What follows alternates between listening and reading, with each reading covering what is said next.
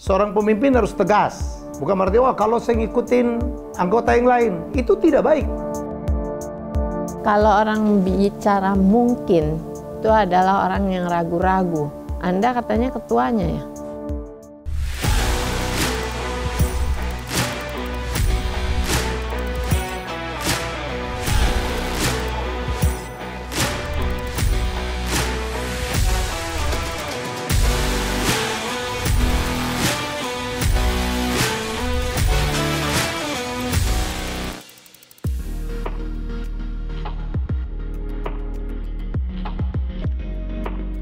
Selamat ya, tadi Anda ditetapkan sebagai pemenang Battle Round pertama oleh klien Anda, ya, Pelni. Tapi seperti yang tadi saya sampaikan di sesi 1, bahwa nggak mulus sepertinya presentasi Anda. Ketuanya Teguh ya? Siap. Tolong bisa dijelaskan dulu. Di kelompok kami mencoba untuk membagi job desk, kemudian kami membagi proporsi. Kenapa kami memilih 4 presenter? Karena kami ingin flow untuk presentasi itu teratur. Tapi ini adalah kompetisi. Secara tidak sadar kan Anda membatasi, memberikan peluang kepada Hendy, kepada Farhan, Dani, dan Marcel untuk tampil, gitu ya. Anda tidak memberikan peluang kepada Nasrul, Deva, Niam, dan Anda sendiri. Oke, Anda ketua timnya, oke lah. Bahkan di dalam tanya jawab ada 2 orang yang nggak komentar. Karena ini kompetisi, kalaupun ada keputusan yang harus kami ambil, 2 orang yang tidak berkontribusi pasti yang kita nggak bisa melihat kelebihannya. Ya artinya yang paling lemah lah, begitu kira-kira. Ya kita unpredictable dan mungkin kita terlalu diplomatis ya gitu. Kita lupa bahwa ini kompetisi gitu kan. Kompetisi ya silahkan show off. Dari waktu konsultasi kemarin ya, saya lihat tim kalian yang paling lemah sebetulnya. Pak Teguh itu belum bisa membagi tugas dengan baik. Saya lihat itu contohnya pada saat presentasi itu energinya itu naik turun ya, loncat-loncat, ditambah lagi dengan terlalu cepat ngambil kesimpulan gitu. Jadi kayaknya masih banyak diimprove. Anda tuh tertolong karena tadi Ibu Ani dari Pelni memilih. Milihnya itu bukan Anda paling bagus. Milih itu karena sesuai dengan kriteria. Kebetulan kriterianya itu yang cost investasinya paling kecil, hasilnya paling besar. Itu aja sebenarnya. Walaupun yang diusulkan juga banyak yang salah asumsi. Jumping, saya bilang nih. Terlalu loncat. Artinya apa? Kurang research. Pasti usulannya salah. Ingat ya, garbage in, garbage out. Anda masukin sampah, keluarnya sampah. Go, coba. Apa pembelaan dirimu kalau mengatakan bahwa timmu ini adalah yang paling nggak bagus? Saya tidak memberi jawaban bahwa saya sebagai leader sudah baik, tetapi saya paham bahwa menjadi leader itu untuk mensupport yang lain. Jadi saya menerima tantangan sebagai leader dan saya coba elaborate supaya teman-teman semua bisa lebih optimal di dalam. Kalau saya minta harus ada yang keluar, itu disebut permainan weakest link. Niam, siapa? Who is the weakest link? Di antara 8. Yang paling harus disalahkan. Marcel. Kalau buat aku sih, ya ambil konsekuensi itu adalah ketuanya.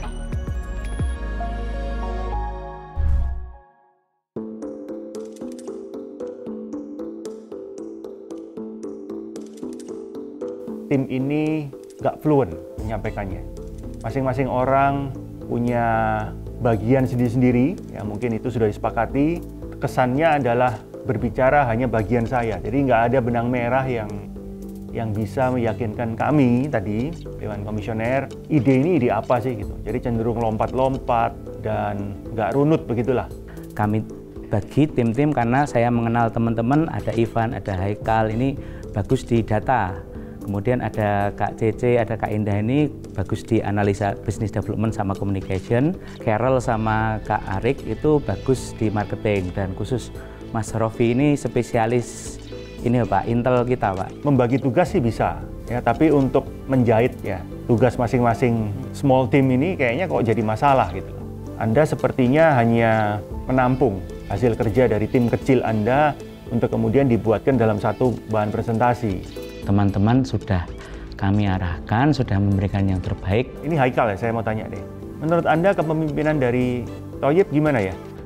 Mungkin lebih ke masih belum bisa tegas yang kayak oke, harusnya kita ke sini, jahitnya yang di presentasi adalah dari masalah ini, and then solusinya ke sini, lalu impact-nya adalah segini. Ada yang mendukung pendapat Haikal atau ada yang menyanggah?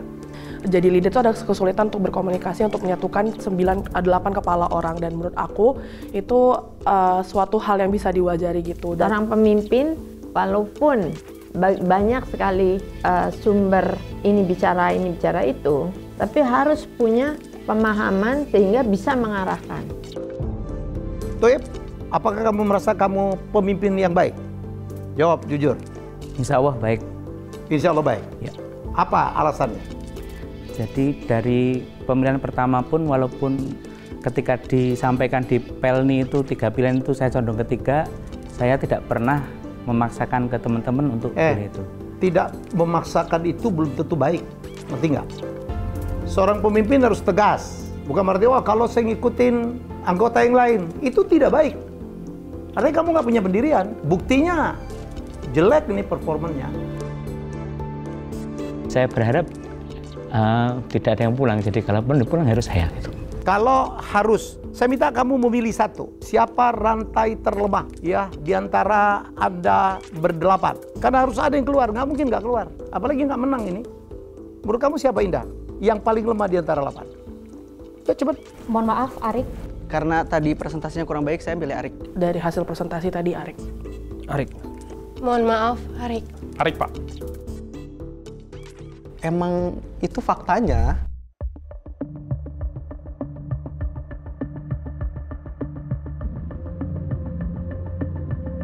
Secara personal cukup muncul satu persatu dan ya smooth waktu dan lain-lain. Tapi pada akhirnya kan deck itu yang menjadi penting ya. Makanya kontennya, storytellingnya nggak jalan, datanya nggak muncul. Jadi akhirnya menunjukkan sisi lemahnya dan akhirnya layak untuk tidak mendapatkan predikat yang best gitu ya. Jadi sesimpel itu sih teman-teman, ketika challengers ini punya bisnis. Nah kayak gitu aja sih. Tim ini kan mengasumsikan Pelni sebagai sebuah institusi swasta yang berbasis profitable. Anda kan ketua ya. Siapa di antara tim Anda yang pertama kali membuat framework seperti itu gitu? Sehingga kalian semua seperti ya sudah mengarah ke suatu profitable business. Mungkin yang lebih loud kali ya, yang lebih vokal soal ini mungkin Mas Indra kali ya. Kalau orang bicara mungkin, itu adalah orang yang ragu-ragu. Anda katanya ketuanya ya. Sekarang jawab secara yakin, siapa yang harus bertanggung jawab atau punya ide seperti itu? Oke, ide tersebut yang paling vokal Mas Indra. Masuk tadi dengan sekarang beda banget. Ya, waktu pagi kamu masuk keren tuh, pede, ya. Kemudian presentasinya secara storytelling mulus. Tapi yang kedua ini parah loh. Anda harus yakinkan yang ada di sini nih. Tangan di belakang itu jangan dibiasain ya, tangan di belakang jalan. Itu Anda menanyakan nggak pede itu. Jadi kita ini sebagai investor harus punya keyakinan, itu mulai dari gesture. Ingat ya, komunikasi itu ada 3. Konten, ya, kemudian juga verbal, gesture. Gesture number 1. Kalau di awalnya kita udah nggak yakin, selesai loh. Oke, Cindy, apakah kamu udah merasa pemimpin yang baik? Yes or no? Oh, yes. Yes. Apakah menurut kamu Cindy leader yang baik? Saya cuma jawab yes or no.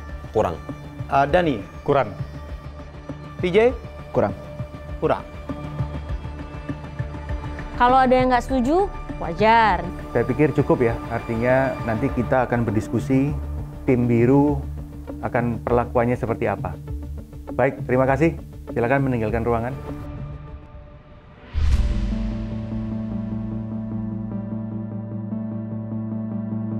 Hidup itu adalah kompetisi ya. Setiap hari kita berkompetisi. Sekarang kompetisi untuk merebut hati coach dan dewan komisioner untuk mendapatkan bantuan modal. Ya kita mencari ya, karena ini kan kita akan membuang 6. Kita akan mempertahankan yang menurut kita lebih baik. Tapi overall ya saya sebagai dekom ya dan terbiasa untuk menghadapi pitching, ini namanya pitching. Bagaimana mereka menjual ide, meyakinkan investor. Saya sangat tidak puas ya. 3 kelompok Nautika, Sagara, Biru itu menurut saya semuanya salah asumsi. Dewan Komisioner menilai bahwa semua tim tidak aman. Artinya kalau dari proses yang kita lalui, setiap tim harus ada yang dieliminasi. Itu Itu catatan dari Dewan Komisioner. Hanya memang ya, karena sudah ditentukan pemenang oleh tim Pelni, maka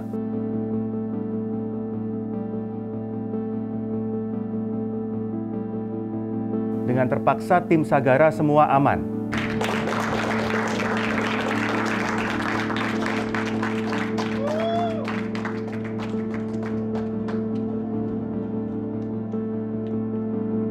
Oke, ada 16 orang. Saya minta nanti akan saya panggil dua-dua untuk maju. Ya, kalau yang dipanggil namanya maju, Anda lepas kunci sukses Anda, yaitu medali yang Anda pakai, Anda genggam di tangan kanan. Nanti yang saya cabut kunci suksesnya, ya berarti Anda harus meninggalkan Diplomat Success Challenge season ke-15 ini.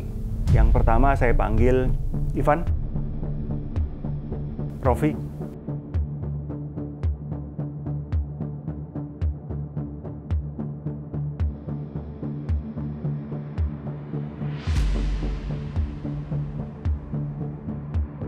Anda aman. Pada dasarnya sepakat ya dengan apa yang sudah diputuskan oleh Dekom. Memang sesi battle round ini saya mungkin kurang maksimal ya.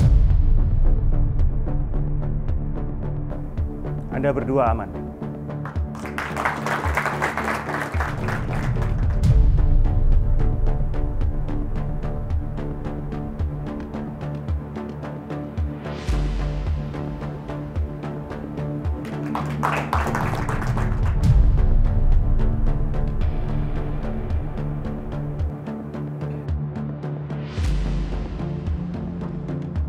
Anda berdua aman.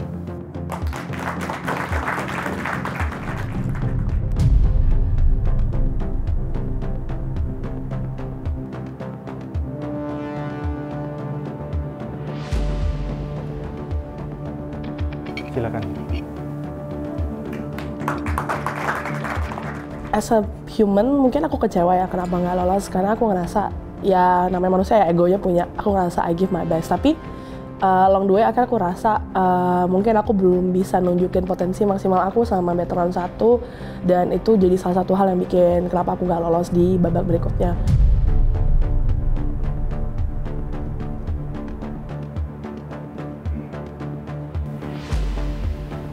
Silakan. Novita.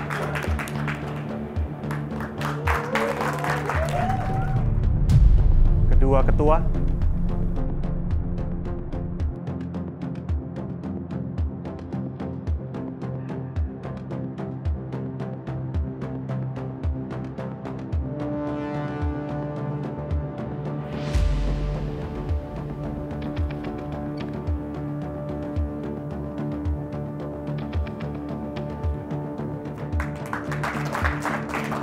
Ya, semua sudah yang terbaik, pasti dengan banyak pertimbangan, dan ya kita terima semua qadarullah takdirullah, semua yang terbaik, baik untuk di season 15 dan untuk diri saya sendiri.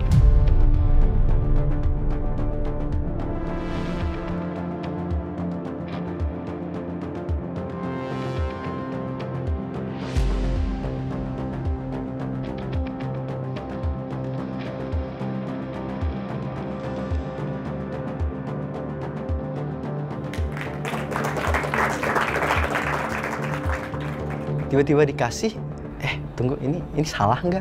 Aku sampai diem dulu 3 detik 5 detik di tempat gitu. Ini ada kesalahan ya, aku nggak tahu deh. Anda yang terpilih hari ini, saya harapkan juga mau membuka diri. Tadi sudah banyak sekali catatan-catatan yang kami berikan ya untuk masing-masing individu. Harusnya tahu kalian masing-masing harus merubah apa, harus melakukan apa, memperbaiki apa. Ya itu yang kami semua harapkan agar nanti di battle round kedua tentu akan lebih baik hasilnya. Kalau yang dicari oleh Dekom itu mewakili investor ya. Saya ini mau ngasih uang. Uang ini kan harus bisa dipertanggungjawabkan. Kalau saya sebagai investor nih yang murni, bahwa uang saya ini harus berkembang. Kalau saya invest 10, kalau bisa lebih dari 10 dong dapatnya. Nah, adakah orang yang akan saya titipkan uang ini, di mana saya akan investasi itu, bisa menjalankan itu? Tentunya orang-orang yang kita eliminasi adalah orang-orang yang tidak memiliki percaya diri, tidak tahan banting, orang-orang yang tidak mau belajar terhadap kesalahan yang telah dilakukan. Kita mencari orang-orang yang mau mengakui kekurangannya, tapi akan terus belajar untuk meningkatkan dirinya. Untuk kalau membuat sebuah proposal ya, sebuah deck, itu kalau bisa observasi itu lebih dalam. Setelah banyak masukan dari Dekom, ternyata Blue Economy ini sangat krusial untuk kita maksimalkan.